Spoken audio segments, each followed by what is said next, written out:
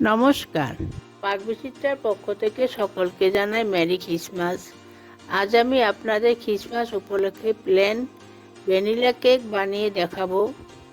তার জন্য এখানে আমি দুটো ডিম নিয়েছি, 1 টিস্পুন ভ্যানিলা এসেন্স দিয়ে দিলাম, একটা হ্যান্ড ব্লেন্ডার দিয়ে ব্লেন্ড করে নিব। আপনারা চাইলে হ্যান্ড হুইক্সের সাহায্যে গোটা রেসিপিটি করতে পারেন। 1 থেকে 1.5 মিনিট ব্লেন্ড করার পর দিয়ে দেব 2/3 কাপ চিনি। চিনি কিন্তু একবারে দেব না, অল্প অল্প করে দেব। মাথায় রাখবেন, চিনি দিয়ে কিন্তু ভালো করে ব্লেন্ড করে নিতে হবে যাতে ফোম ভাব হয়। ফোম ভাব না আসলে কিন্তু কেক নরম হবে না। দেখুন আমার কিন্তু ফোম ভাব চলে এসেছে। এবার আমি অ্যাড করব পরের উপকরণ। ঢেলে দেব 1/2 কাপ তেল, সাদা রান্নার তেল। তারপর সামান্য ব্লেন্ড করে নেব। এরপর দিয়ে দেব 1 কাপ ময়দা। ময়দা কিন্তু ভালো করে চেলে নিতে হবে, না হলে কিন্তু কেক ভালো হবে না। ময়দা কিন্তু অল্প অল্প করে অ্যাড করতে হবে, একবারে অ্যাড করা যাবে। এ সময় স্প্যাচুলার ব্যবহার করব। কাট অ্যান্ড ফোল্ড করে ময়দা মিশিয়ে নেব। এই ফাঁকে 1 টিস্পুন বেকিং পাউডার অ্যাড করে দেব। এর ফাঁকে 1/4 কাপ নর্মাল দুধ অ্যাড করব, যাতে ময়দা ভালো করে মিশে যেতে পারে। দুধ একবারে ঢালবেন না, অল্প অল্প করেই দুধ ঢালতে হবে। দেখতেই পাচ্ছেন কতটা ঘন হয়েছে। এরপর একটা কেক টিন নেব, ভালো করে বাটার পেপার লাগিয়ে নেব।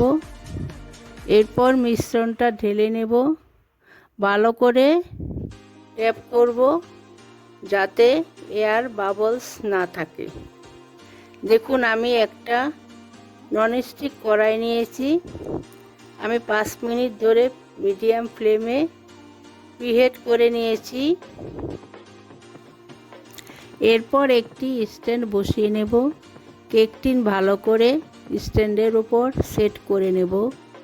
গ্যাস লো ফ্লেমে রেখে 40 থেকে 45 মিনিট এভাবেই ডেকে কেকটা তৈরি করে নেব।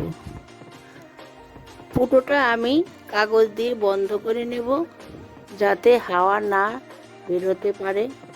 দেখুন আমার কেক রেডি, কাঠির গায়ে কিছুই লেগে নেই।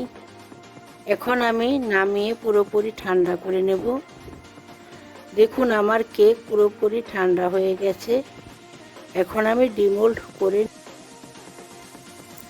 দেখুন আমার কেকটা বেক হয়ে গেছে, কালারটা খুব সুন্দর এসছে। এখন আমি বাটার পেপারগুলো তুলে নিচ্ছি।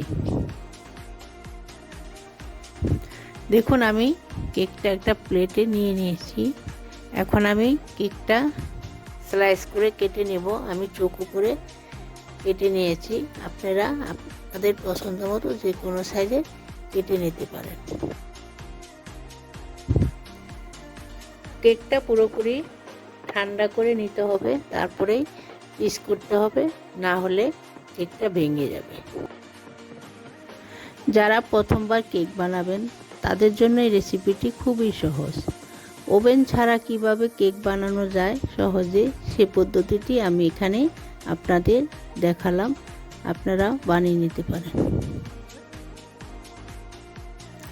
দেখুন আমার কেকটা কতটা সফট হয়েছে। আমি ওভেন ছাড়াই আপনাদের নরম ভ্যানিলা কেক বানিয়ে দেখালাম। দেখুন আমার ক্রিসমাস উপলক্ষে ভ্যানিলা স্লাইস কেক তৈরি হয়ে গেছে। আপনারা এভাবে বানিয়ে ক্রিসমাস উপলক্ষে খাবেন। সবাইকে জানাই মেরি ক্রিসমাস। সবাই সুস্থ থাকবেন, ভালো থাকবেন।